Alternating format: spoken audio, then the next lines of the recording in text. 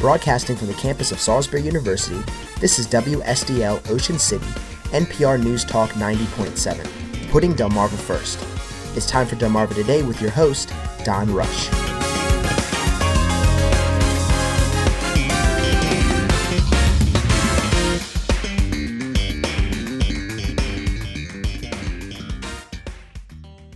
It was early Sunday morning when a gunman opened fire at a gay nightclub in Orlando, Florida, called The Pulse, and left 49 people dead and more than 50 wounded. Welcome to Delmarva Today. This is Don Rush.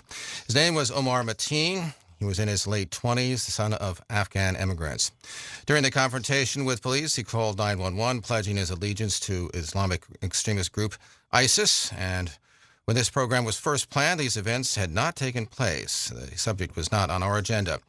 This morning in our studio, we have folks from Camp Rehoboth, an LGBT organization, and we want to explore the recognition of transgender people in American society, and we will. But of course, we must first turn to our guests to talk about the events in Orlando.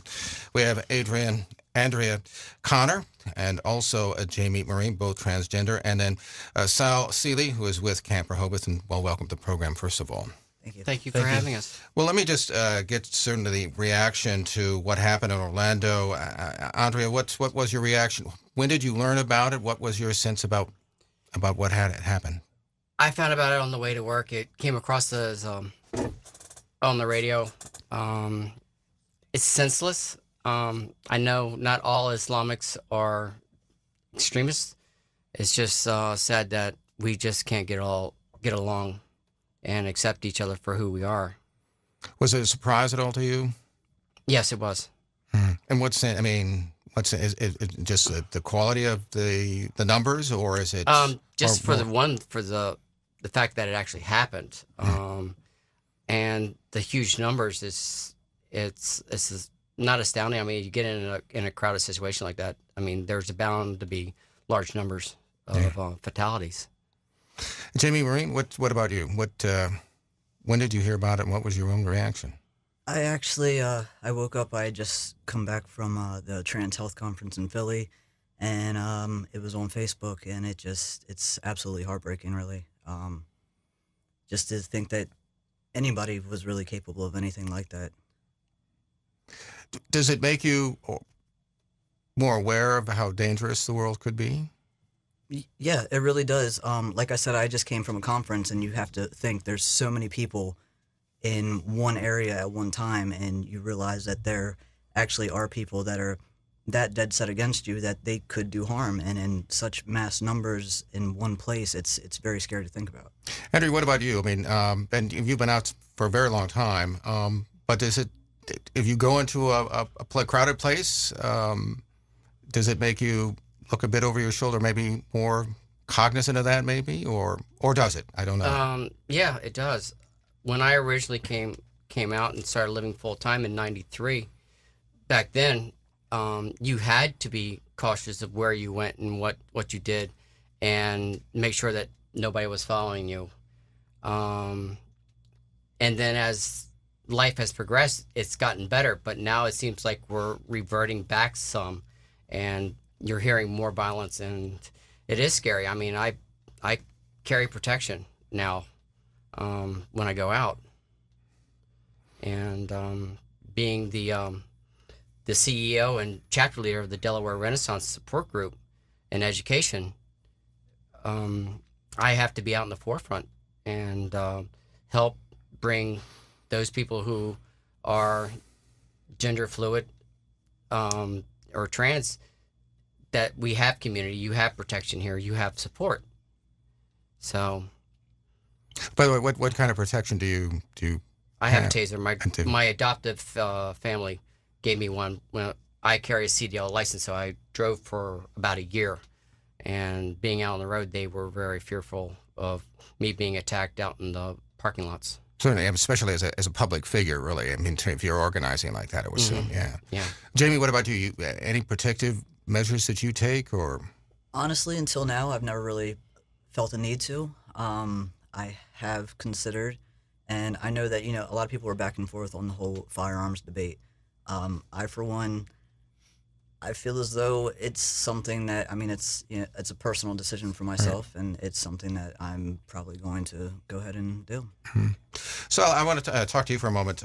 You're with Camp Rehoboth. First of all, when did you hear about it, and what was your own reaction? I mean, because you have this organization that helps out the LGBT community.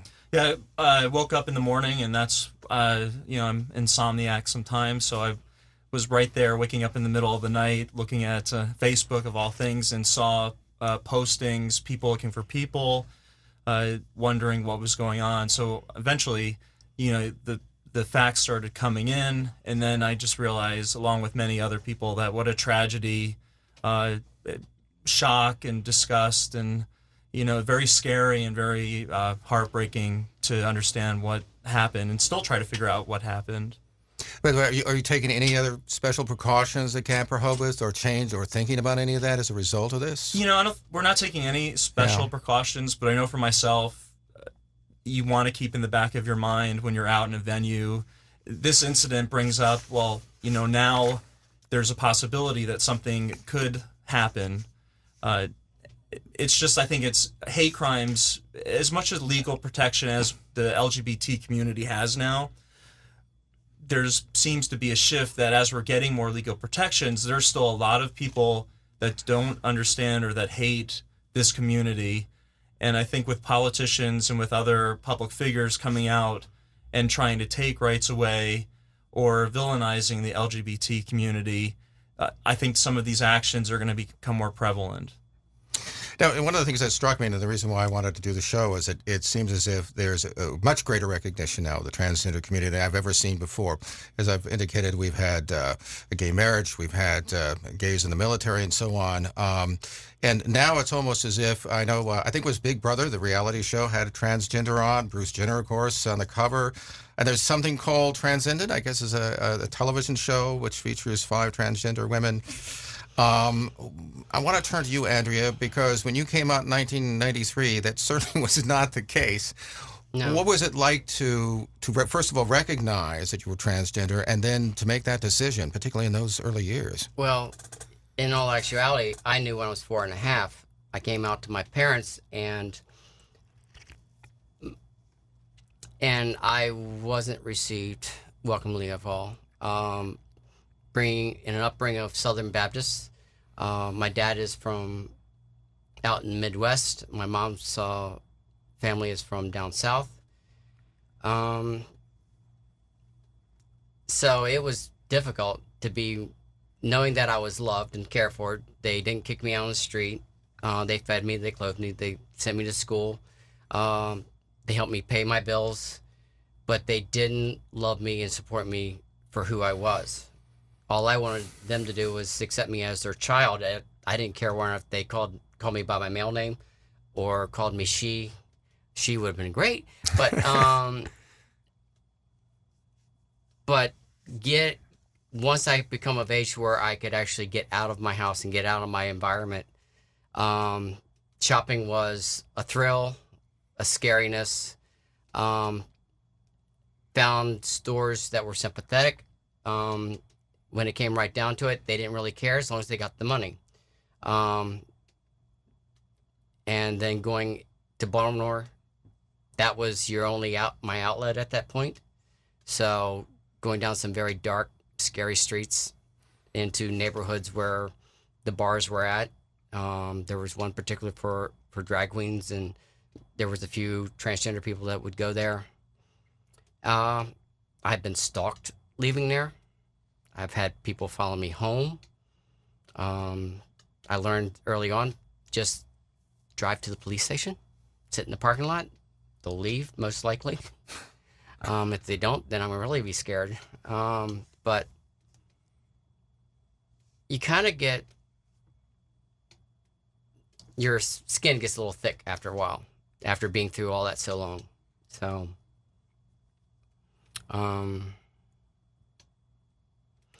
but nowadays it's a lot better. Mm.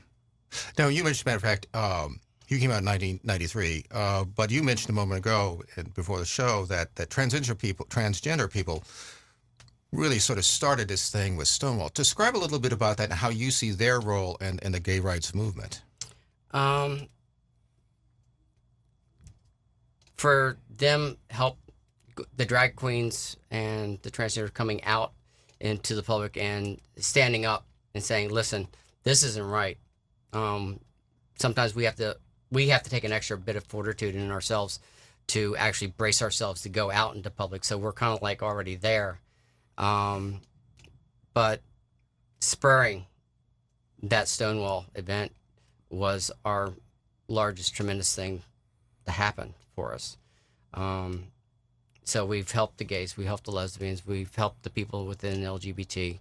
And I think at this point, this is our time, because now we've helped laid the path so that our journey will hopefully be smoother. But in all actuality, it's never smoother for each person that comes in that deals with discrimination. You still have to walk the same path, still dealing with the same struggles. Jamie, now what about you? I'm assuming you're younger. I mean, okay. A little bit. So tell me a little bit about when you recognized that that you were transgender in terms of identity, and what was it like coming out? When did you come out? What was that? Well, I'm 32. Since I was a kid, I always realized there was something that just didn't quite line up. You hit 11, 12, puberty starts, and when you are a kid, I mean, I went to church, you know what I mean? And when you spend every night and the only thing you pray for is to wake up in the morning to be a little boy, because, God, you're perfect and you can't make mistakes, but there's something wrong. You start to realize just things don't line up, and you just, it's hard to look yourself in the mirror. I did not know what being transgender was until about 2007. There was actually an Oprah show. I lived at home with my mom, and she came in the bedroom, and she's like, look, I need you to turn Oprah on because they're talking about people like you. At this point, I had come out gay, and I was like, well, what do you mean? She's like, just turn it on, you understand. And it was about transgender people, people born in the wrong bodies, this, that, and the other. And I watched it, and it's just like, it was a light bulb moment. I'm like, wow. About a year later, I found a therapist, talked to her for a while. I had planned on transitioning. The relationship I was in, it did not quite fit in. She had known me since we were a lot younger. It was a heartbreaking thing, so I just decided, I'll do what I can for as long as I can. Fast forward to actually 4 months ago. I've been on hormones for 4 months. The coming out, I've kind of done things a little bit differently than most people. Most people, it's just, you come out, you tell your family, your friends, your coworkers, and that's that. All of my friends have known for the last almost 10 years. My mom's the one that figured it out. You come to it to where it is today. It's kind of like, I just finally told her I started hormones. She's processing. She's not against it, but it's I've been her daughter for 32 years, and it's a very big step for her. And the thing is, my friends and family, they respect me, and I respect the fact that I've been who I am for 32 years to them. A lot of people get really hung up on pronouns. Like, my brother still apologizes, and I'm like, I said, there's going to be a day when you look at me and you're not going to want to say she or her. I said, you're transitioning with me. Just take your time. I'm not going to freak out. Like, I'm not super sensitive. I'm not, just take your time. You could call me your sister until it's right for you. So, it's a progressive thing. I'm working with them. They're working with me. As far as work goes, people kind of have an idea. I figure. Do they know? They do, but they don't. It's kind of like a lot of I've worked in a very male-dominated field. I'm an electrician, so a lot of them actually, since I've started 8 years ago, have always referred to me as the boy, and a lot of them already use male pronouns. Right. So they kind of know. I work with one guy on a regular daily basis, and he's actually explained to cashiers and stuff basically that I'm trans without knowing that he's explaining that I'm trans. Right. So it's like they know, but they don't. And it's like I said, it's a process. And once I get to the point where I'm absolutely 100% comfortable with everything with my employer, I just figure they're basically transitioning with me and they don't even know it. So. Right. So, by the way, Andrea, what about things like employment and so on? I mean, you obviously have a longer work span here. What was that like? I mean, would you go in dressed as you are now, or would you? I mean, what was that? How did you negotiate that one? In the beginning, it was boy at work, girl after work. And the problem is that once an employer finds out or has an inkling, he starts compiling enough information that he can justifiably say, we're going to fire you and let you go. And that's what happened to me numerous times. I went to barber school, learned to cut hair. My father owns a shop. I worked in his shop for a great many years, and at that point I started working on my hair, started my HRT, and at a certain point I got to be so far along that it was getting very difficult to mask and hide and camouflage. And it was always a struggle with my dad. So he knew, but never confronted it. And he's just like, okay. And then finally got to the point where he says, I can't have you working here any longer because you're driving away customers. And so this is when I went to go get my CDL license. Yeah. And he allowed me to stay there just long enough so me to get my license so I'd have a career to go to. Yeah. And my regional manager from the trucking company knew that I was trans, and he wasn't happy with me. So within 9 months, he compiled enough information to have me let go as well. I nearly lost my house, and I finally got a job working at Amazon, which saved everything. They are LGBT friendly, zero tolerance, and my insurance covers my trans care, including my all my surgeries, 90% coverage. So I've been happy. I will stay with this company until I retire if they'll let me. And then when did you transition to wearing women's clothes all the time? You said that you were sort of on and off thing. In 93, you decided enough's enough. I'm going to do this period. And it was all female clothes. Some of it was gender neutral in aspects. While I made that year's flip to being completely female. In Maryland before 9/11, it was easy to get everything without going through the court system to get stuff, to get your paperwork changed. Doctor's letter, go to Social Security go to DMV. From there, go to your doctors, go to your billings. Everything gets changed after that point. And then after 9/11, everything you had to run through the court systems. Fortunately, Delaware has been very progressive in making bills applicable to us so that we can easily get our documents changed without any hassles. And Hillary Clinton got our passports done so we can get our gender markers changed on it. Maryland finally last year passed the bill so we can get our birth certificates done, get the gender markers changed. I was waiting until I had my surgery before I even touched my birth certificate. But 3 months ago, I went down to Baltimore, got the paperwork all changed out. Passport's the only thing I have to change on my gender marker. So, has the surgery been completed yet, or nope? No, not yet. Okay, so you're still in the process. Yeah. You're thinking about it. Are you thinking about it? With the whole gender marker thing, right now I could have it changed on my license. My fear with that is insurance, because where I haven't had a full hysterectomy or anything, I think it, a man going in to get a hysterectomy, I have a feeling the insurance company's probably not going to go for that. You're going to notice, huh? Exactly. Well, Mark Papuro told me that there's been that compliance within the insurance companies that they have to All right. comply. So there's really isn't any major issue. They can still balk at the whole idea, but they still have to cover it. And that's been the challenge, is getting insurance companies to actually follow through with legislation that's been passed.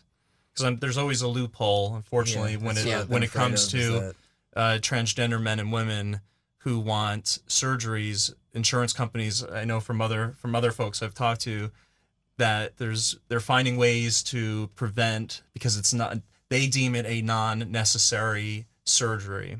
Mm-hmm. And so I know some transgender men and women who owe tens of thousands of dollars because of insurance wouldn't pick anything up. Mm-hmm. And that's the biggest issue with the surgeons, is that right now the scheme has been is that you pay the surgeon up front, and then they will help you get the insurance company to reimburse you. Now a lot of the surgeons are saying, okay, I'll help you with your insurance to get everything done, paid for, except for my surgical costs. I want my fee up front. And still, that is a tremendous cost. What kind of costs are we looking at? I mean, just in surgery alone. The actual out of cash pocket for the entire thing is $25,000. Oh. And that's just basic surgery. That's just for the DCS. That's for the gender confirmation surgery. $25,000 for it. And then obviously there's and what's the cost then beyond the surgery? I mean, what's I guess hormones and all that sort of thing? What do you? Hormones insurance usually doesn't have an issue covering. They can do the coding so that it's an endocrine system issues, and it just kind of like rolls right off the top. So, by the way, I'm talking about employment, housing, that kind of thing. What do you guys do to help folks out there at Camp Rehoboth? What we've done is we began some support groups, trans talk group that meets twice a month. And now we talk about generational between Jamie and Andrea. We have a lot of parents that have been coming to us saying, this is what my child is going through. I'm confused. They say that they're a boy, or they say they're a girl.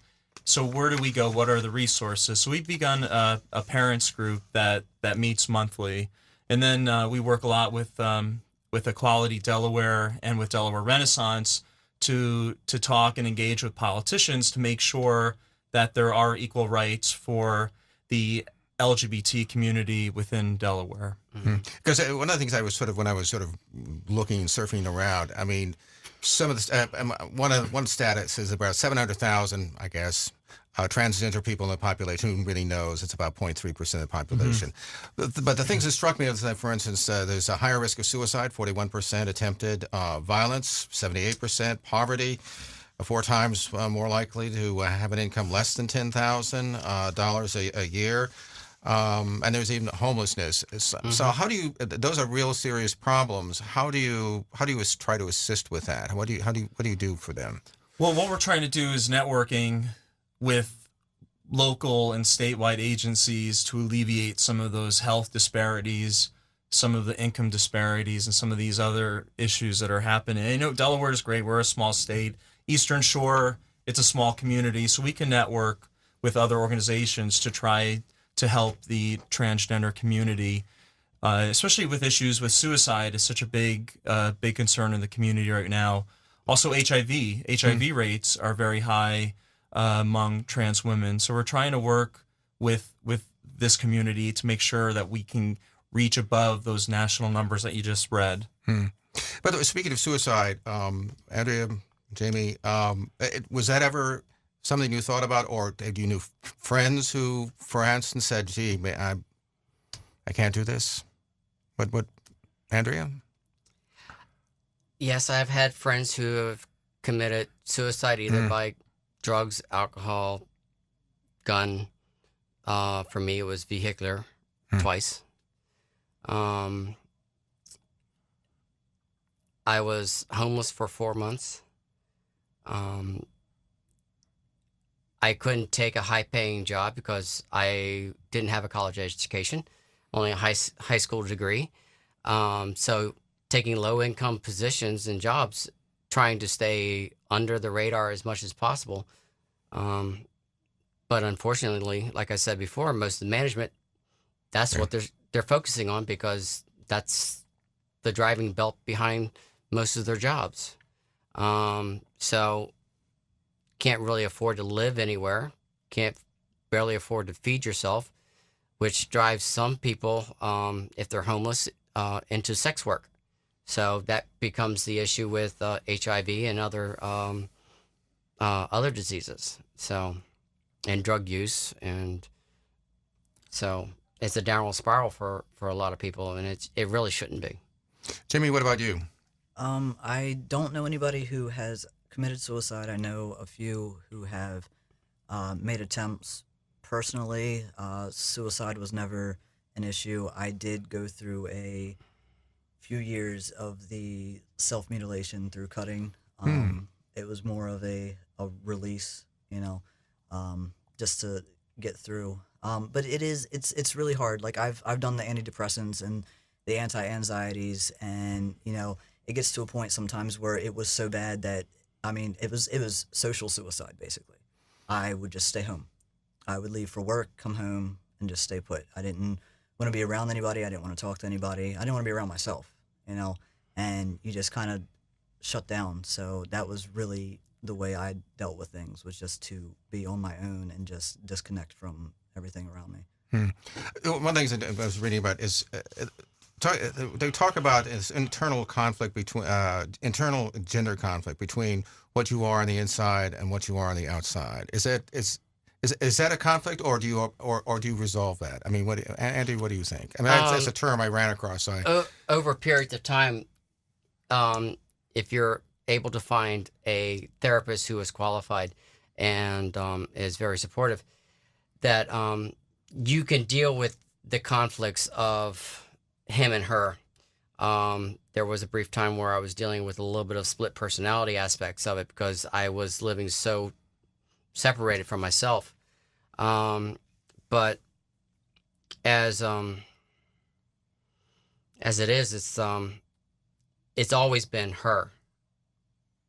To the outside world, it's him, and that part, after a while you shut off. As in parts, you actually kind of like do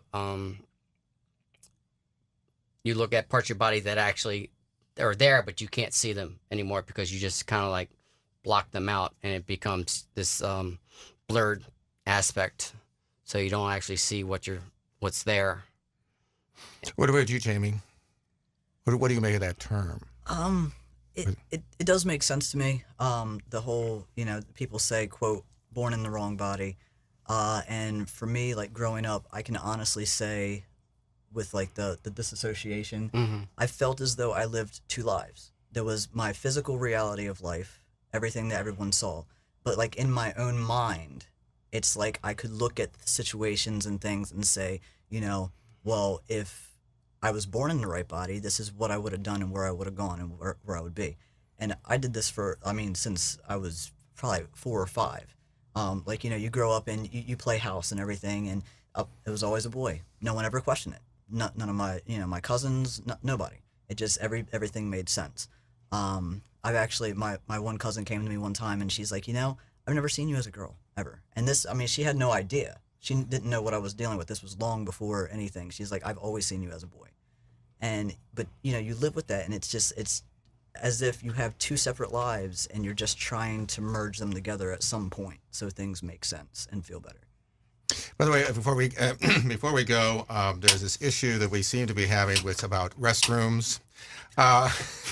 What can I say? I wanted to leave this to the end. So, Andrea, so what do you make of it? And you've had the longest history with this issue. What's going on here? I had the longest issue because I hate public bathrooms. And some of the areas that, as time came on, they started coming out with family bathrooms. I love family bathrooms. They're single stall, single sink, and you shut the door and you lock it, and you don't have to worry about anything. Fortunately, at work, we have a few people at work that are a little unhappy with me using the women's restroom, but they don't really have anything to say about it, and it's really a non-issue. I'm there to do one thing as much as they are there to do the same thing. I'm more worried about some of the girls trying to take a peek through the crack while looking through the mirror to look back and say, okay, what's going on? But I think I heard in one report when they first started talking about the whole North Carolina thing that let's go do what England has done. There's unisex bathrooms, there's single stalls, single sinks, and you just go in and you use whatever room that's available at the time. So maybe get away from doing the whole group, large room, bunch of porcelain items in there, and just call it a day. So, Jamie, you have familiarity with groups, with the group issue. Tell me, what do you make of it? The way I look at it is this. They're looking at it as a lot of people see transgender as trans women. Nobody thinks about the other side of the spectrum. I know I'm 4 months in, so if whichever restroom I use, I don't have a problem either way. I've never had an issue. I've been doing it for about 10 years now, never had an issue. But what people don't think about is if we follow this law, I know trans men, full beards, muscular build, if they walk in the women's room where by legal law, this is where they want them to go, they're going to have a really big issue. It's going to resort to, no one's going to ask questions first. It's just, you're going to get drug out and beat up or whatever they want to do with you, but you're following the law. Mm-hmm. But nobody thinks about that side of it. Finally, are you optimistic about where we are now? I mean, it does seem as if there's a lot of positive feedback for transgender folks. I mean, there's a lot of attention being paid. Obviously, problems have not disappeared. I mean, even with the advance of gay rights, and there's still issues there. I'll start with you, Jamie. Are you optimistic? I am. I feel like education is really the key to everything, and I feel as though even with the negative side of things, people are becoming more educated. People are more willing to listen and try to figure out what exactly is going on. And, it's sometimes you got to go through the darkness to get to the light. And it's a rough road, but I really do. I feel like it's going to get better. I really do. Henry, what about you? I agree. I still in a positive aspect of this, of where we're going, where we're heading. I agree. Education is our biggest weapon out there. It's because of people not being educated is the fear in which a lot of this stuff is getting spurred. And people are acting out because they just don't understand and they just don't know. So what about you? You optimistic? I mean, you deal with the whole spectrum up there. Totally optimistic. Slow steps. But we've been doing lots of training. A lot of people have called in, state agencies, local doctor offices have called in to ask how can we better serve the transgender community. And we've been part of trainings for 50, 60, 70 people. So we see a lot of men and women, a lot of professionals reaching out in the community to learn how do we interact with the transgender community? What do we need to do? What do we need to know? So I'm very optimistic that with time, it will be a non-issue. We've been speaking with Andrea Connor and also Jamie Marine, both transgender, as well as Saul Seeley. He's with Camp Rehoboth, an LGBT organization in Rehoboth, and we appreciate you all stopping by and having this really interesting chat. Thank you. You're welcome. Thank you for having us. This has been Delmarva Today. I'm Don Rush. Thanks for listening. This has been Delmarva Today, a production of Delmarva Public Radio. Chris Rank produces and is our audio engineer. Don Rush is your host. For podcasts, visit our website, delmarvapublicradio.net, or subscribe to the Delmarva Today podcast on iTunes. Delmarva Today can now be seen on PAC 14. To view the schedule, view the daily times, or visit pac14.org.